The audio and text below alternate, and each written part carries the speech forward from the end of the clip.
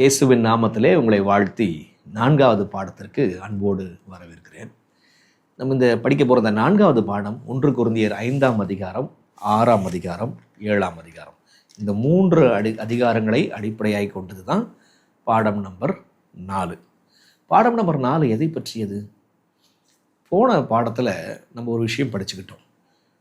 எப்படி ஊழியக்காரர்கள் மத்தியில் பெருமை, இது பிசாசினுடைய குணம் பாருங்க. அது அந்த பெருமை அப்படின்றது வரும்பொழுது சபை ரெண்டாயிருது. இந்த தலைவன் அந்த தலைவன், இந்த ஊழியக்காரன் அந்த ஊழியக்காரன், இந்த போதகர் அந்த போதகர் என்று வரும்போது சபை அங்கே பெருமையினால் ரெண்டாக பிளவுபடுகின்றது. இதுதான் நம்ம போன வாரம் படித்த பாடம். இப்போ இதனுடைய விளைவு தான் என்ன? ஊழியத்தில் நீ பெருசா நான் பெருசா என்று சொல்லி வரும்பொழுது சபைக்குள் வருகின்ற பாவம் தான் என்ன? அதை தான் இந்த பாடத்தில் படிச்சுக்கொள்ள போகிறோம். பாடத்தினுடைய தலைப்பு திருச்சபைக்குள் பாவம். அப்போ 1 கொரிந்தியர் 5ஆம் அதிகாரம், 6ஆம் அதிகாரம், 7ஆம் அதிகாரம் ஊழியத்தில் பெருமை வந்ததுனால ஏற்பட்ட பாவங்கள் என்ன? 2 மிக முக்கியமான பாவத்தை நாம் புரிந்து கொள்ள போகிறோம். இந்த பாவத்தை எப்படி கையாளணும் என்பதையும் புரிந்து கொள்ள போகிறோம். ஜெபம் பண்ணலாமா? பரிசுத்தமுள்ள பிதாவே, அன்புள்ள தேவனே, கண்டிப்பின் தேவனே, இந்த அருமையான வேலைக்காக நன்றி சொல்லுகிறோம். திறந்த வேதாகமத்தோடு ஆண்டவரே நாங்கள் காத்திருக்கிறோம் சுவாமி. தேவரீர் எங்கள் திருச்சபைக்குள், எங்கள் குடும்பத்திற்குள், எங்கள் உள்ளத்திற்குள் இருக்கின்ற தவறுகளை தயவாய் எங்களை சுட்டி காட்டும். ஏதோ நாங்கள் கேட்டோம் ஆமாம் தப்பு என்று சொல்லி விட்டு விடாதபடி தவறுகளை திருத்துவதற்கு எங்களை ஒப்படைக்க உதவி செய்யுங்க. இயேசுவின் வழியாய் ஜெபிக்கிறோம் பிதாவே, ஆமென். திருச்சபைக்குள் பாவம் 4வது பாடம். 1 கொரிந்தியர் 5ஆம் அதிகாரத்தில் நம்ம ஆரம்பிக்கலாம். பவுலார்கிட்ட என்ன பாவம் அங்கே இருப்பதாக சொல்லப்பட்டது தெரியுமா? வாங்க, பவுலார்கிட்ட போய் ஒரு குடும்பத்தார் போய் சொல்கிறாங்க, எங்கள் சபையில், நீங்கள் ஆரம்பித்த எங்கள் சபையில் இந்த பாவம்லாம் இருக்குது அப்படின்னு சொல்லி சொல்கிறாங்க. என்ன பாவம்? வாங்க வாசிக்கிறேன், நீங்கள் கண்டுபிடிச்சிடலாம். 1 கொரிந்தியர் 5:1, உங்களுக்குள்ளே விபச்சாரம் உண்டென்று பிரசித்தமாய் சொல்லப்படுகிறதே. என்னவா? உங்களுக்குள்ளே விபச்சாரம் உண்டென்று பிரசித்தமாய் சொல்லப்படுகிறதே. அப்போ சபைக்குள், கொரிந்து சபைக்குள் காணப்பட்ட பாவம் தான் என்ன? விபச்சாரம், வேசித்தனம். சரிங்களா? சரி, இன்னும் ஒரு படி மேலே போய் சொல்கிறாரு, ஒருவன் தன் தகப்பனுடைய மனைவியை வைத்து கொண்டிருக்கிறானே, அது அந்நியானிகளுக்குள்ளும் சொல்லப்படாத விபச்சாரமாய் இருக்கிறதே. என்னவா? முதல்ல சொன்னாங்க கொரிந்து சபையில் காணப்பட்ட பாவம் என்ன? விபச்சாரம் அப்படின்னு சொல்லிட்டாங்க. இப்போ அந்த பாவம், அந்த விபச்சார பாவம், அந்த மாதிரி விபச்சாரம் அது அந்நியானிகளுக்குள்ள, புறஜாதிகளுக்குள்ள காணப்படலையே. அது என்னப்பா? அது அந்நியானிகளுக்குள்ள, புறஜாதிகளுக்குள்ள காணப்படாத விபச்சாரம் அப்படின்னா அது வாசிக்கிறதுக்கே ரொம்ப சிரமமாக இருக்கிறது. பாருங்க, ரொம்ப சிரமத்தோடு தான் நான் வாசிக்கிறேன். ஒருவன் தன் தகப்பனுடைய மனைவியை வைத்து கொண்டிருக்கிறானே. மோசமான ஒரு பாவம் எப்படி சபைக்குள்ள, பவுல் ஆரம்பித்து அந்த சபைக்குள்ள வந்துருச்சு? ஆக பாவம் என்னப்ப? அதான் கேள்வி. விபச்சாரம். அந்த விபச்சாரம் அந்த வகையான விபச்சாரம் அது புறஜாதிகளுக்குள்ள, அந்நியானிகளுக்குள்ள கூட அது கிடையாது. அது என்னப்பா? அது அந்நியானிகள்கிட்ட கூட காணப்படாத ஒரு விபச்சாரம் அப்படின்னா பைபிள் சொல்லுச்சு, தன் தகப்பனுடைய மனைவியை ஒருவன் வைத்திருக்கிறானே. ஒருவன் தன் தகப்பனுடைய மனைவியை வைத்திருக்கிறானே. அதை விளக்க முடியல, அவ்வளோதான். அப்போ நீங்கள் புரிந்து கொள்ள வேண்டும், எப்படிப்பட்ட கொடுமையான பாவம் அங்கே கொரிந்து சபையில் வந்துருச்சு. சரி, அப்போ இந்த தவறு அப்படின்னு சொல்லிட்டு ஏதோ பவுலார் தான் சொன்னாரா? அப்படி கிடையாதுங்க. நீங்கள் லேவியராகும் 18ஆம் அதிகாரத்தை பார்க்கும் பொழுது அங்கே எவ்வளவு தவறான அந்த பாலியல் குற்றங்களை குறித்து அங்கே சொல்கிறாங்க.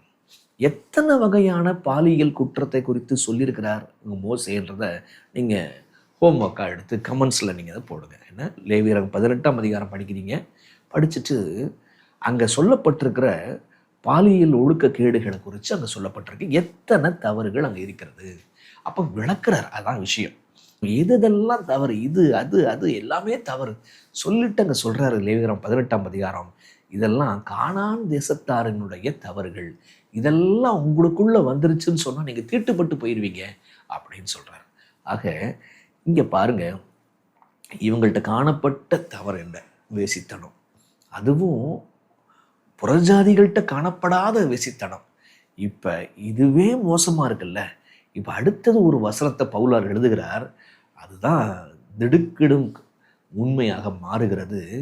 இப்போ இந்த வேசித்தனத்தை விட மோசமான பாவம், அஞ்ஞானிகள்கிட்ட காணப்படாத பாவத்தை விட, புறஜாதிகள்கிட்ட காணப்படாத பாவத்தை விட அடுத்த வசனம் தான் மோசமான பாவத்தை அது காண்பிக்கிறது. அது என்ன அப்படின்னா, இப்போ வசனம் 2, இப்படிப்பட்ட காரியம் செய்தவனை நீங்கள் உங்களை விட்டு நீக்காமலும் துக்கப்படாமலும் இருமாப்படைந்திருக்கிறீர்கள். என்னவா? அந்த வார்த்தையை கவனிங்க, திரும்பவும் வாசிக்கிறேன். இப்படிப்பட்ட காரியம் செய்தவனை, எப்படிப்பட்ட, அதான் வாசிச்சோம்ல, இப்படிப்பட்ட காரியம் செய்தவனை நீங்கள் உங்களை விட்டு நீக்காமலும், ஓகே நீக்கல வச்சிருக்கிறாங்க பரவாயில்ல, துக்கப்படாமலும். அப்ப ஒருத்தன் தன் தகப்பனுடைய மனைவியை வைத்திருக்கிறான், தகப்பனுடைய மனைவியோடு வேசித்தனம் பண்றான், விபச்சாரம் செய்கின்றான். அதை குறித்து அவன் துக்கப்படவும் இல்லை, இவர்கள் சபையார் துக்கப்படவும் இல்லை, அவர்கள் இருமாப்படைந்திருக்கிறார்கள். அப்ப கவனிச்சிங்களா? அப்ப அவர்கள் துக்கப்படவே இல்லை. வசனம் 6 கவனிங்க, நீங்கள் மேன்மை பாராட்டுகிறது நல்லதல்ல. அதை குறித்து ரொம்ப பெருமையாக நினைக்கிறாங்க. என்னது? ஒரு திருமணம் முடிச்சுட்டு அவங்க அப்பாவுடைய மனைவியோடு தவறு செய்வது அது எவ்வளவு பெருசு தெரியுமா அப்படின்னு சொல்லிட்டு மேன்மை பாராட்டுகிறான். அதை குறித்து கொஞ்சம் கூட துக்கப்படலை. என்ன? அப்ப இப்படிப்பட்ட தவறு கொரிந்து சபையிலே இருக்கிறது. அப்ப பாருங்க, கொரிந்து சபையில ஒருத்தன் தவறு செஞ்சிருக்கிறான், அது ஒரு தப்பு. அதுவும் புறஜாதியார்கிட்ட காணப்படாத தப்பு அவன் செஞ்சிருக்கிறான். சரி, இப்ப அதை விட தப்பு செஞ்சவனை சபையார் அவங்க நீக்கவும் இல்லை, தவறுன்னு சொல்லிட்டு சொல்லவும் இல்லை, அதை குறித்து துக்கப்படவே இல்லை, கொஞ்சம் கூட துக்கப்படவே இல்லை. இதுதாங்க கொரிந்து சபையில காணப்பட்ட பாவம். அவன் தப்பு செஞ்சது தப்பு, அதோட தப்பு செஞ்சவனை போய் தவறுன்னு சொல்லிட்டு சுட்டி காட்டவே இல்லை பார்த்தீங்களா, அவனை நீக்கவே இல்லை பார்த்தீங்களா.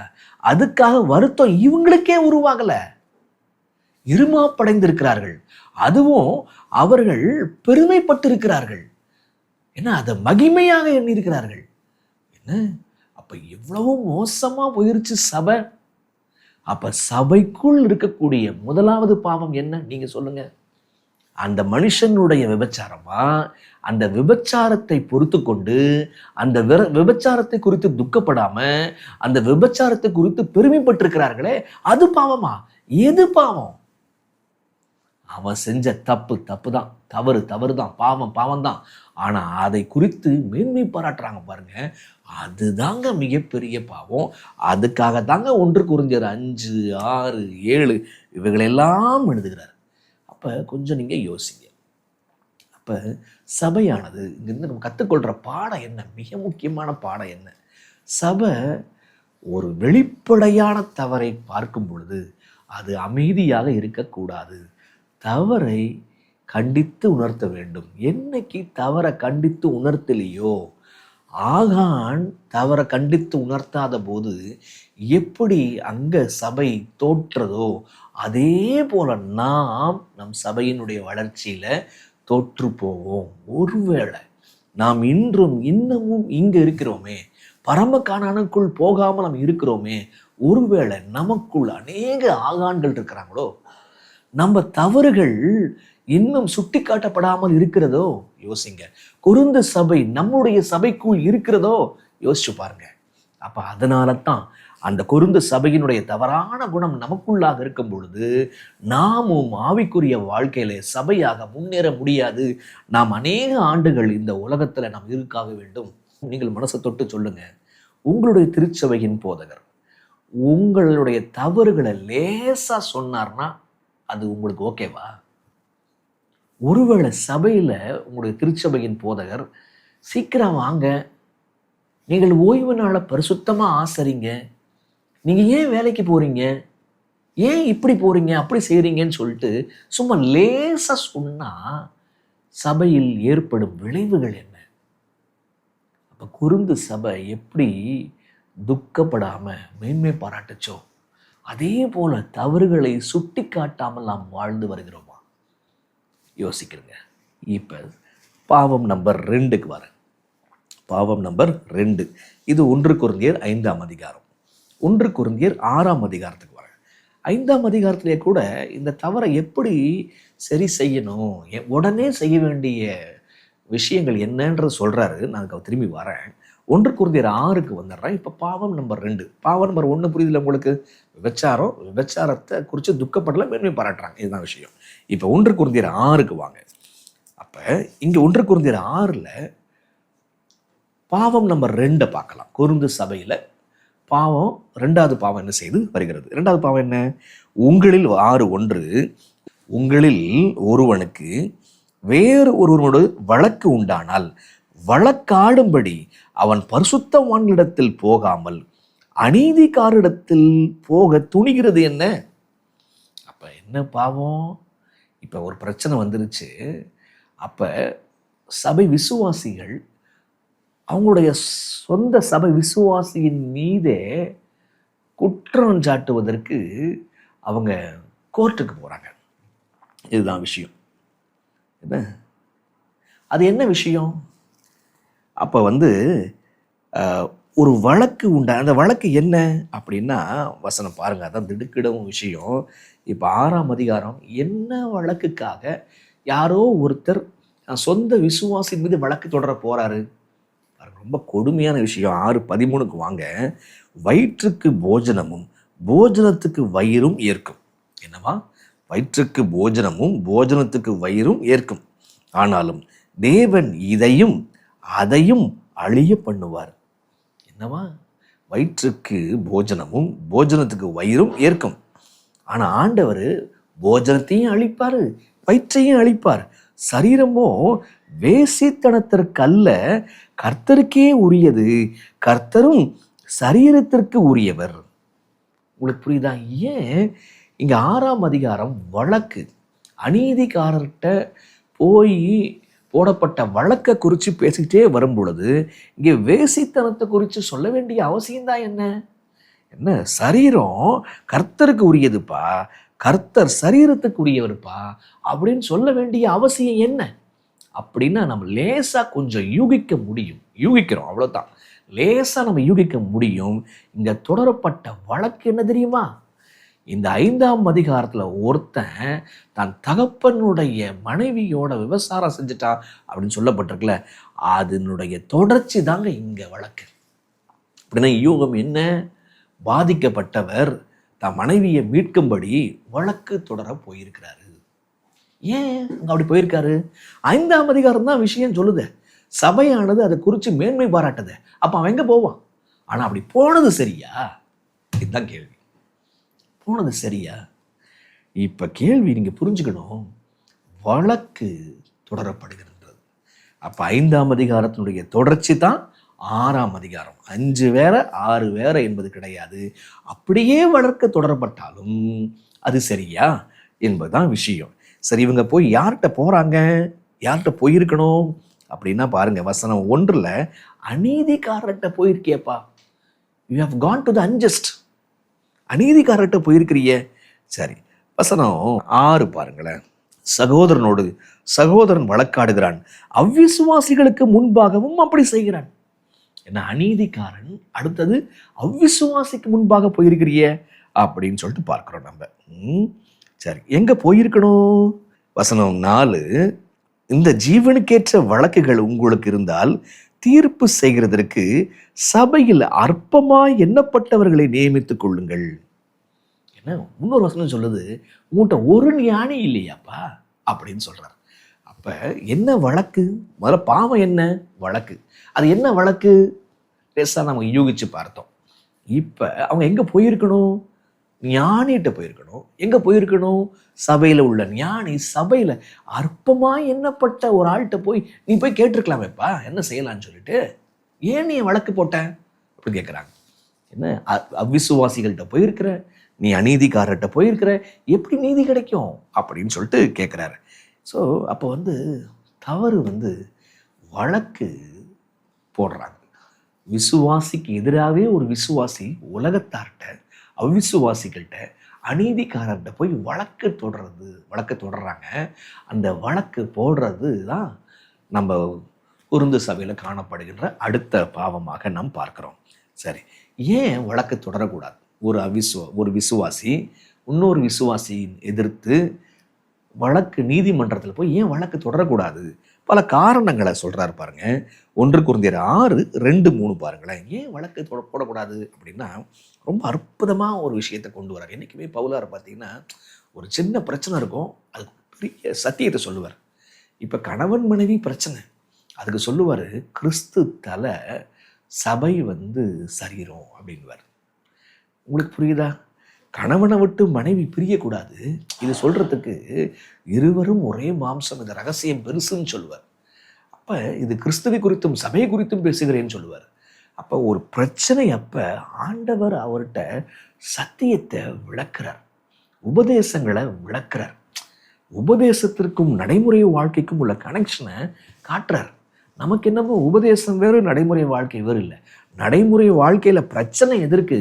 உபதேசத்தை புரிந்து கொள்ளாதுதான். அப்போ அந்த பிரச்சனைக்கு அந்த உபதேசத்தை விளக்கி காட்டுறார். அந்த போல இங்கே ஒருத்தன் கோர்ட்டுக்கு போயிட்டான், இவ்வளோதான். இப்போ இதற்கும் உபதேசத்திற்கும் லிங்க் பண்ணுறாரு பாருங்க. எப்போ நீங்களாம் யார் தெரியுமா அப்படின்னு சொல்கிறாரு. வசனம் 2, பரிசுத்தவான்கள் உலகத்தை நியாயம் தீர்ப்பார்கள் என்று அறியீர்களா? என்னவா? பரிசுத்தவான்கள் உலகத்தை நியாயம் தீர்ப்பார்கள் என்று அறியீர்களா? உலகம் உங்களால் நியாயம் தீர்க்கப்படுவதாக இருக்க அற்ப வழக்குகளை தீர்க்க நீங்கள் அபாத்திரரா? சின்ன சின்ன வழக்குகளை எல்லாம் தீர்ப்பதற்கு நீங்கள் அபாத்திரரா? அப்ப இங்க 2 பலமான கருத்துகள் வருது. ஒன்று, இங்க ஒரு உபதேசத்தை காட்டுறாரு. அந்த உபதேசத்திற்கும் நடைமுறை வாழ்க்கைக்குள்ள சம்பந்தத்தை காட்டுறாரு. எப்ப நாளைக்கு நீ நீதிபதி, நீ உலகத்தை நியாயந்திருக்க போற. உலகத்தை மட்டும் இல்ல, வசனம் 3 பாருங்க, தேவ தூதரையும் நியாயம் தீர்ப்போம் என்று அறியீர்களா? அப்படி இருக்க இந்த ஜீவனுக்கேற்றவைகளை நீங்கள் தீர்த்து கொள்ளாதிருக்கிறது எப்படி? அப்ப நீங்க ஃபியூச்சர்ல நீங்க நீதிபதியா இருக்கணும். ஆனா இன்னைக்கு அந்த பலவீனமான சகோதரனுக்காக வழக்காடுறியா? யோசிங்க. நீங்க யோசிக்க வேண்டியது, நாளைக்கு நீதிபதியா உட்கார்ந்து தூதர்களையும் உலகத்தையும் நியாயந்திருக்க போற நீங்க இன்னைக்கு அற்ப வழக்குகள், சின்ன சின்ன விஷயத்தை நீங்களே முடிச்சு கொள்ளக்கூடாதப்பா.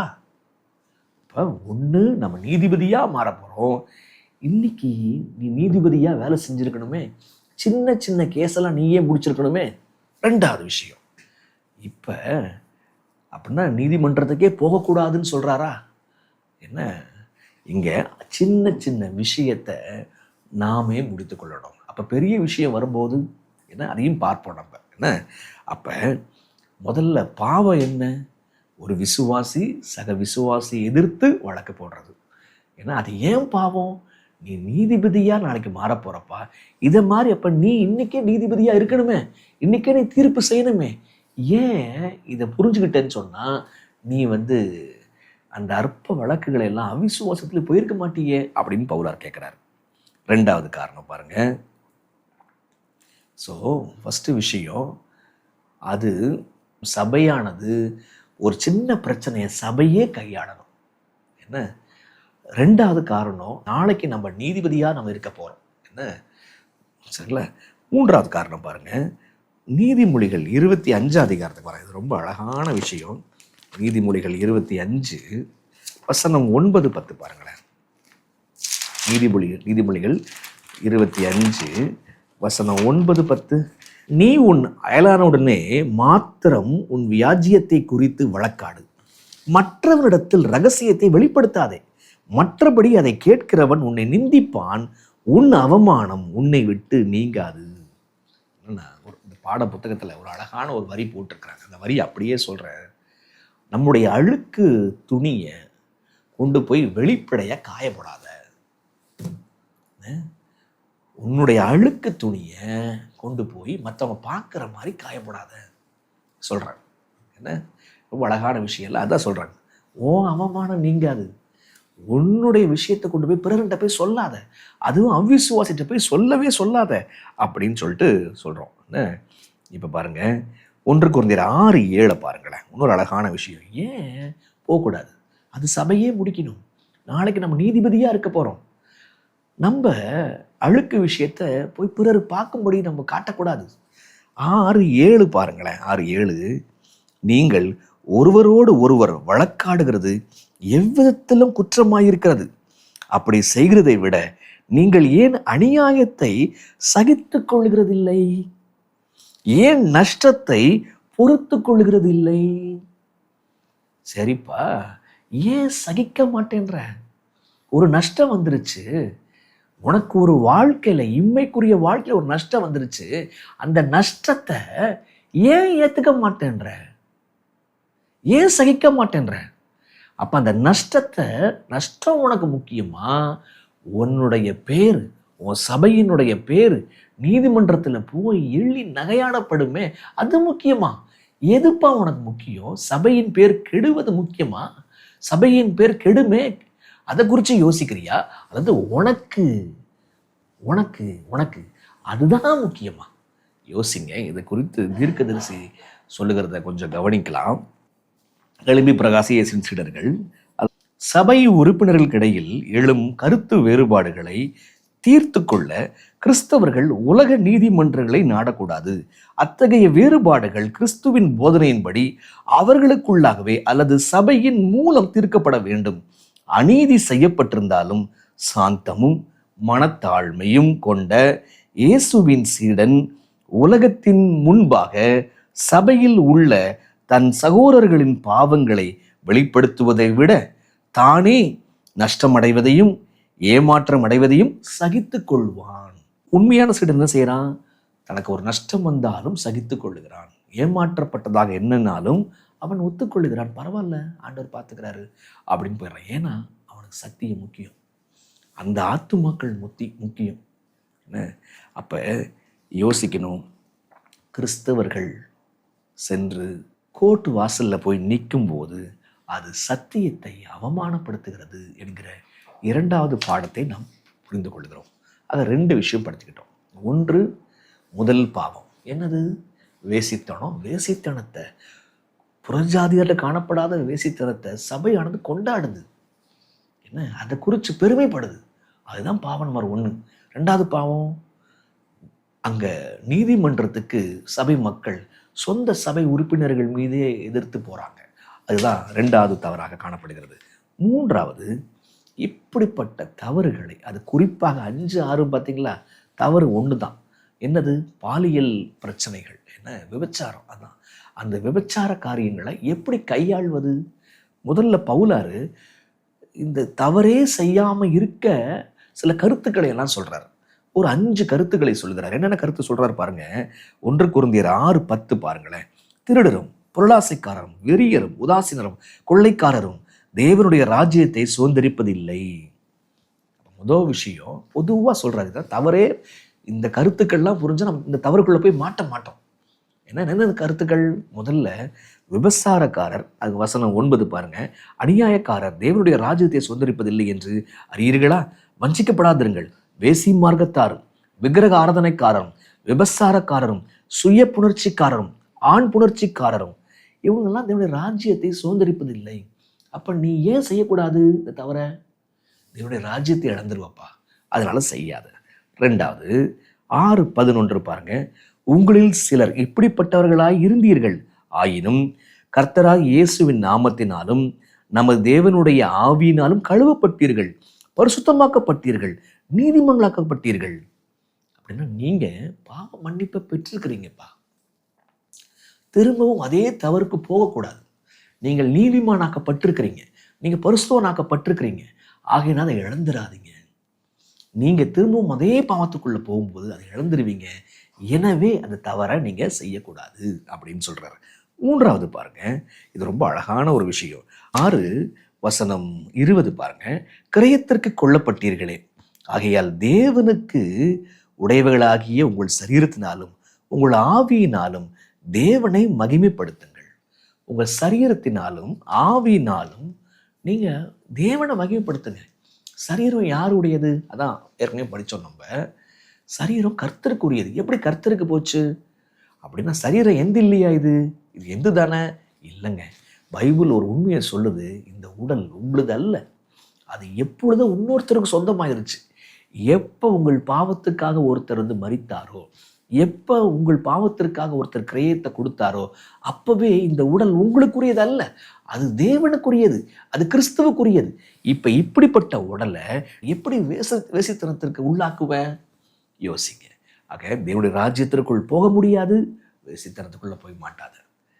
ரெண்டாவது, நீங்கள் பாவம் மன்னிப்பை பெற்று பரிசுத்தமான ஜீவியம் வாழ்றீங்க. எனவே இந்த பாவத்துக்குள்ள போய் மாட்டாத.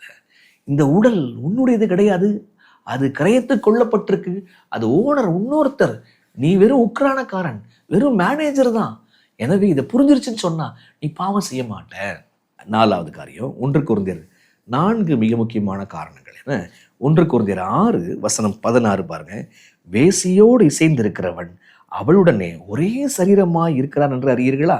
இருவரும் ஒரே மாம்சமாய் இருப்பார்கள் என்று சொல்லி இருக்கிறதே. நீ கர்த்தரோடு இணைஞ்சினா நீ ஒண்ணா மாறிடுவ. கணவனும் மனைவியும் ஒரு மாம்சம், ஒன்று. அதே போல நீ வேசியோடு இருக்கும் பொழுது நீ ஒன்னாயிடுறப்பா. ஏதோ ஒரு செயல் செஞ்சுட்டு வர்ற விஷயம் இல்லை, ஒரே எண்ணங்களுக்குள்ள போயிடுறீங்க, ஒரே மாம்சமாக மாறிடுறீங்க. ஆக அதில் போகாத. தேவனுடைய ராஜ்யத்திற்குள் பிரவேசிக்க முடியாது. இந்த உடல் உன்னுடையது கிடையாது, அது தேவனுடையது, கிறிஸ்துவுடையது. கிறிஸ்து என்ன சொன்னாரோ அதுக்கு ஏற்றபடி இந்த வீட்டை கரெக்டாக பயன்படுத்து அப்படின்னு சொல்கிறார். அது மட்டுமல்லாது நீங்கள் கழுவப்பட்டிருக்கிற, பரிசுத்தமாக இருக்கிற, ஏன் திரும்பவும் அதே தவறுக்குள்ளே போகிற அப்படின்னு சொல்லிட்டு பவுலார் சொல்கிறார். என்ன சரி, இப்போ இதெல்லாம் ஜென்ரலான கொள்கைகள். இப்போ அந்த தவறு செஞ்சவன் இருக்கான் பார்த்தீங்களா, தன் தகப்பனுடைய மனைவியை விபச்சாரம் செஞ்சானே, அந்த தவறினுடைய உடனடி நடவடிக்கை என்ன? ஜென்ரலாக ஒரு விஷயம் இருக்குது. உடனடி ஏன்னா தப்பு ஓப்பனாக வந்துருச்சு. அதை குறித்து சபையானது தவறை உணர்த்தவும் இல்லை, அதை குறித்து பெருமைப்படப்படுது. அப்போ என்ன செய்யணும்? ரொம்ப காட்டமான சில வார்த்தைகளை பயன்படுத்துகிறார் பாருங்க. அது செய்யப்பட வேண்டிய விஷயம். 1 கொரிந்தியர் 5:7 பாருங்க. 5:7 ஆகையால் நீங்கள் புளிப்பில்லாதவர்களாக இருக்கிறபடியே புதிதாய் பிசைந்த மாவாய் இருக்கும்படி பழைய புளித்த மாவை புறம்பே கழித்து போடுங்கள். அப்போ பழைய புளித்த மாவுனா என்ன? அந்த மனுஷன். ஏனெனில் நம்முடைய பஸ்காவாய் கிறிஸ்து நமக்காக பலியிடப்பட்டிருக்கிறாரு. அவர் என்ன சொல்ல வராரு? இப்படிப்பட்ட வசனம் 2, இப்படிப்பட்ட காரியம் செய்தவனை நீங்கள் உங்களை விட்டு நீக்காமலும் துக்கப்படாமலும் இருமாப்படைந்திருக்கிறீர்கள். நீங்கள் நீக்கி இருக்கணுமேப்பா, அந்த புளித்த மாவை தூக்கி வெளில வீசி இருக்கணுமே. அதை மாதிரி இவனை நீ நீக்கி இருக்கணுமே. ஏன் இன்னும் நீக்கலை? உடனடியாக இப்படிப்பட்ட ஓப்பனா தப்பு செஞ்சவனை நீக்கி இருக்கணுமே, நீக்கு அப்படின்றார். வசனம் 5 பாருங்க. அப்படிப்பட்டவனுடைய ஆவி கர்த்தராக இயேசு கிறிஸ்துவின் நாளிலே ரட்சிக்கப்படும்படி மாம்சத்தின் அழிவுக்காக நம்முடைய கர்த்தராக இயேசு கிறிஸ்துவின் நாமத்தினாலே அவனை சாத்தானுக்கு ஒப்பு கொடுக்க வேண்டும் என்று தீர்ப்பு செய்கிறேன். என்னவா? இயேசுவின் நாமத்துல மன்னிக்கிறது மட்டுமல்ல, இயேசுவின் நாமத்துல அற்புதம் செய்வது மட்டுமல்ல, இயேசுவின் நாமத்துல அவனை சாத்தானுக்கு ஒப்பு கொடு, நீக்கு, சாத்தானுக்கு ஒப்பு கொடு அப்படின்றார். 5:9 பாருங்க. விபச்சாரக்காரரோடு கலந்திருக்க கூடாது என்று நிருபத்தில் உங்களுக்கு எழுதினேன். வசனம் 11 பாருங்க. நான் உங்களுக்கு எழுதினது என்னவென்றால், சகோதரனப்பட்ட ஒருவன் விபச்சாரக்காரனாவது, பொருளாசக்காரனாவது, விக்கிரகக்காரனாவது, உதாசீனாவது, வெறியனாவது, கொள்ளைக்காரனாவது இருந்தால் அவனோடு கலந்திருக்க கூடாது, அப்படிப்பட்டவனோடு கூட புசிக்கவும் கூடாது. 1, அவனை சபையை விட்டு நீக்கிரு. 2வது, அவனை சாத்தானுக்கு ஒப்பு கொடுத்துரு. 3வது, அவனோட கலந்திருக்காத, அவனோட உட்கார்ந்து சாப்பிடாத அப்படின்றார். 5:13 பாருங்க. புறம்பே இருக்கிறவர்களை குறித்து தேவன் தீர்ப்பு செய்வார். ஆகையால் அந்த பொல்லாதவனை உங்களை விட்டு தள்ளி போடுங்கள். தள்ளி போடுங்கள். அப்ப அவனை விட்டு நீக்கிரு, அவனோட கலந்திருக்காத, அவனை சாத்தானுக்கு ஒப்பு கொடு, அவனோட உட்கார்ந்துலாம் சாப்பிடாதப்பா அப்படின்றார். ஏன் இதை சொல்றாரு? 5 திருப்பி வாசிக்கிற ரொம்ப அர்த்தமான ஆழமான வார்த்தை வசனம் 5 இருக்குங்க. அப்படிப்பட்டவனுடைய ஆவி கர்த்தராக இயேசு கிறிஸ்துவின் நாளிலே ரட்சிக்கப்படும்படி. கர்த்தராகிய நாளிலே, இயேசுவின் நாளிலே அவருடைய ஆவி, அதாவது அவருடைய ஆவிக்குரிய வாழ்க்கை ஆண்டவர் வரும்போது ரட்சிக்கப்படணும்னு சொன்னா, இன்னைக்கு அவனை சாத்தானுக்கு ஒப்பு கொடுங்க. அப்ப இதே மாதிரி பைபிள்ல எங்கேயாவது பவுலார் சிலரை சாத்தானுக்கு ஒப்பு கொடுத்துருக்கிறாரா? வீட்டுப்பாடம் 2 கமெண்ட்ஸில் போடுங்க. சிலர் வீட்டுப்பாடெல்லாம் போடுறதில்ல, கேட்டுட்டு போறீங்க. ஆனால் எழுதி போடுங்களேன். ஆண்டவர் உங்களுக்கு ஆசீர்வாதம் கொடுப்பாருங்க. God will bless you. ஏன்னா இவனை போலவே ஆண்டவர் பவுலை யாரையோ சாத்தானுக்கு ஒப்பு கொடுத்துக்கிறார். யாரு? கொஞ்சம் போடுங்க நீங்கள். அப்போ நீங்கள் பாருங்கள், இங்கே என்ன சொல்கிறாருன்னு சொன்னால், அப்போ ஒரு பொதுவான ஒரு விஷயத்த சொல்கிறாரு. இதெல்லாம் செஞ்சீங்கன்னா, புரிஞ்சுக்கிட்டீங்கன்னா நீங்கள் அந்த பாவத்துக்குள்ள போக மாட்டீங்க. வெளிப்படையாக தப்பு செஞ்சவனுக்கு அவனை சபையை விட்டு நீக்கு, அவனோட கலந்திருக்காத, அவனை சாத்தானுக்கு ஒப்பு கொடுத்துரு, அவனோடு போஜனம் புசிக்காத. என்ன பைபிளில் எங்கே இருக்குது? அவனுக்கு வாழ்த்து கூட சொல்லக்கூடாதுன்னு எங்கேயோ இருக்குல்ல, அது எங்கே? நீங்கள் சொல்லுங்கள் பார்க்கலாம். என்ன அப்போ நீங்கள் புரிந்து கொள்ள வேண்டியது, நம்மளுடைய சபையானது தவறுகளை கண்டித்து உணர்த்த வேண்டும். எல்லா சபைகளும் தவறுகள் ஓப்பனாக நடக்கும்போது கண்டித்து உணர்த்த வேண்டும். என்ன எலியா அவருடைய வேலையே கண்டித்து உணர்த்துவது தான் அவருடைய வேலை. ஏன்னா எலியா ஓப்பனாக கண்டித்து உணர்த்துகிறாருன்னா, அன்னைக்கு தவறுகள் ஓப்பனாக வந்துச்சு. இன்னைக்கு உலகம் அன்னைக்கு இருந்து இஸ்ரவேல் மக்களுக்கு சமம். ஓப்பனாக தப்பு செய்யும் போது எலியாக்கள் எழும்பி அந்த தப்புன்னு சொல்கிறோம்ல, நீ எப்படிப்பா ஞாயிற்றுக்கிழமைக்கு போகிறேன்னு சொல்கிறோம்ல, அப்படின்னா முதல்ல எங்கிருந்து ஆரம்பிக்கணும்? இங்கிருந்துல ஆரம்பிக்கணும். என்ன அந்த மாதிரி காரியங்கள் நடைபெற்றுக்கிறதா? சரி, இன்னொரு வீட்டு பாடங்க, 4வது வீட்டு பாடம். பைபிளில் புதிய ஏற்பாட்டில் இதே போல தவறுகளை உடனுக்குடன் தேவனுடைய சீஷர்கள் கண்டிச்சிருக்கிறாங்களா? ஏதாவது ஒரு உதாரணம் போடுங்க. உடனுக்குடன் தேவன் கண்டிச்சிருக்கிறாங்களா? போடுங்க. சரிங்களா? பழைய ஏற்பாட்டில் தேவன் தவறு செஞ்ச உடனே உடனுக்குடன் கண்டிச்சிருக்கிறாரா? போடுங்க. இந்த மோசே ஆண்டவர் கண்டிச்சாரு பாருங்க. எப்பேற்பட்ட மனுஷங்க, எப்பேற்பட்ட தீர்க்கதரிசி, எப்பேற்பட்ட ஒரு தலைவன். ஆண்டவர் கண்டிச்சாரா இல்லையா? அப்போ இந்த குணம் மீண்டும் சபைக்குள்ளாக வருமா? இன்றைக்கு நம்முடைய திருச்சபையில் என்ன ஒரு சின்ன விஷயத்தை கூட தொட முடியுமா? முழங்கால் படிட்டு ஜெபம் பண்ணுங்க, சபைக்கு ஒழுங்காக வாங்க, ஓய்வு நாளை பரிசுத்தமாய் ஆசரிங்க, வேதத்தை வாசிங்க, இப்படின்றத கண்டித்து உணர்த்த முடியுமா? உணர்த்துற லெவலில் இருக்கிறோமா? என்ன சொல்ல வரோம்? நமக்குள்ளாக குருந்து சபை குடிகொண்டு இருக்கிறதா என்பதாங்க ஆவியானவர் உங்கள்கிட்ட வைக்கிற கேள்வி, எனக்கு வச்ச கேள்வி. என்ன அப்போ யோசிங்க. 1 தீமோத்தேயு 5ஆம் அதிகாரத்தில் ஒரு மூப்பன் தவறு செய்தால் என்ன செய்யணும்னு சொல்றார் பாருங்க. எஸ்ரா என்னத்தை கடிந்து கொண்டார்? அவர் எடுத்த சீர்திருத்தம் என்ன? எஸ்ரா 9ஆம் அதிகாரம் 10 பார்த்து கமெண்ட்ல போடுங்க நீங்க. ஆக பாவம் 1 பார்த்தோம், பாவம் 2 பார்த்தோம். இப்படிப்பட்ட விபச்சாரக்காரர்களை எப்படி கையாள்வது என்கிற காரியத்தையும் பார்த்தோம். கடைசியாக 1 கொரிந்தியர் 7ஆம் அதிகாரத்துக்கு வரலாம். 5, 6, 7ன்னு சொன்னேன். 5 என்ன 6ன்னு படிச்சாச்சு. 7ஆம் அதிகாரம் முதல் 9 வசனங்கள் பாருங்களேன். அப்போ விபச்சார காரியத்திற்கு விலகி ஓடணும்னா ஒரு கணவன் மனைவி என்ன செய்யணும் சொல்றாரு பாருங்க. 7:2 பாருங்க. வசனம் 7:1, நீங்கள் எனக்கு எழுதின காரியங்களை குறித்து நான் எழுதுகிறது என்னவென்றால், ஸ்திரீயை தொடாமல் இருக்கிறது மனுஷனுக்கு நல்லது. ஆகிலும் வேசித்தனம் இராதபடி அவன் தன் சொந்த மனைவியும் அவள் தன் சொந்த புருஷனையும் உடையவர்களாய் இருக்க வேண்டும். என்னவா?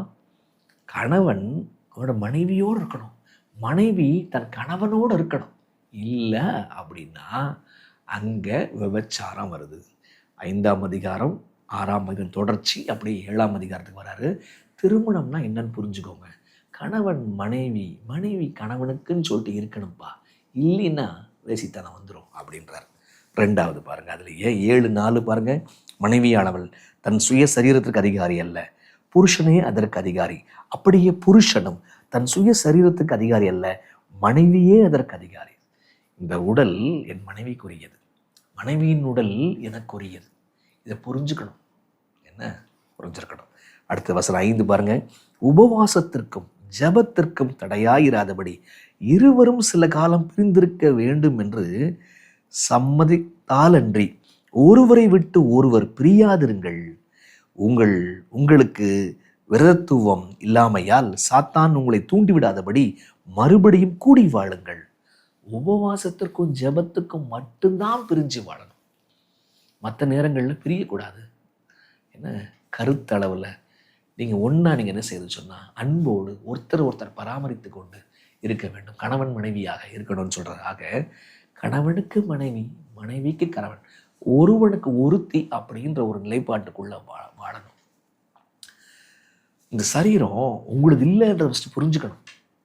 மூன்றாவது, ஜெபத்திற்கும் உபவாசம் தான் பிரிந்துக்க முடியும், மற்றதில் பிரியக்கூடாது அப்படின்னு சொல்லிட்டு பவுலார் சொல்லுகிறார். 6:18 வேசித்தனத்திற்கு விலகி ஓடுங்கள். அப்போ இதே மாதிரி தானே யோசேப்பு செஞ்சான். வேசித்தனத்திற்கு விலகி ஓடணும். ஏன்? திருமண பந்தத்துக்குள்ளதான் உறவு இருக்க வேண்டும். திருமண பந்தத்துக்கு வெளியில முன்பு இதெல்லாம் உறவு வைத்துக் கொள்ளக்கூடாது என்பது அவன் அறிந்தபடினாலே அவன் விலகி ஓடினான். அவன் ஆசீர்வாதத்தை பெற்றான். அதே மாதிரிதான் சபையானது திருமணம்னா என்ன, உறவுனா என்ன, எல்லாவற்றையும் புரிந்திருக்க வேண்டும். புரியலன்னு சொன்னா சபை போய் மாட்டிக்குதுங்க. ஆக பாவம் 1, பாவம் 2 சபைக்குள்ள வேசித்தனம் இருக்குது. அது பிரச்சனை இல்லை. அதோட பிரச்சனை அதை தவற உணர்த்தப்படலை, அதை குறித்து துக்கப்படலை, அதை குறித்து மேன்மை பாராட்டுறாங்க. அதுதான் தப்பு. வழக்குகள் கொண்டு போகப்படுது. வழக்குகள் சின்ன சின்ன வழக்கெல்லாம் நம்மளே முடிச்சிடணும். அப்போ ஒருவேளை வழக்குகள் பெரிய வழக்கா மாறுனா கூட நம்ம என்ன செய்யணும்னு சொன்னால், நஷ்டம் வந்தாலும் விட்டு கொடுத்து போகணும். சகோதரனுக்கு விரோதமாக சகோதரன் எழும்புறாங்களா? என்ன ஊழியருக்கு விரோதமாக ஊழியர்கள் எழும்புறாங்களா? இன்னைக்கு கோர்ட்டில் கேஸு போகுதா? என்ன யோசிச்சு பாருங்க. ஒரு சபையினுடைய லோகோ ஒருத்தர் பயன்படுத்திட்டாங்கன்னு சொல்லிட்டு அவங்க மேல் லட்சக்கணக்கான கேஸுகள் போடப்பட்டிருக்குதா?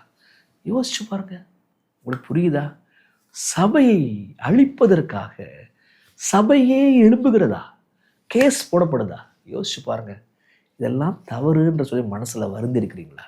அதற்காக நீங்க மன்னிப்பு கேட்டிருக்கீங்களா? யோசிச்சு பாருங்க.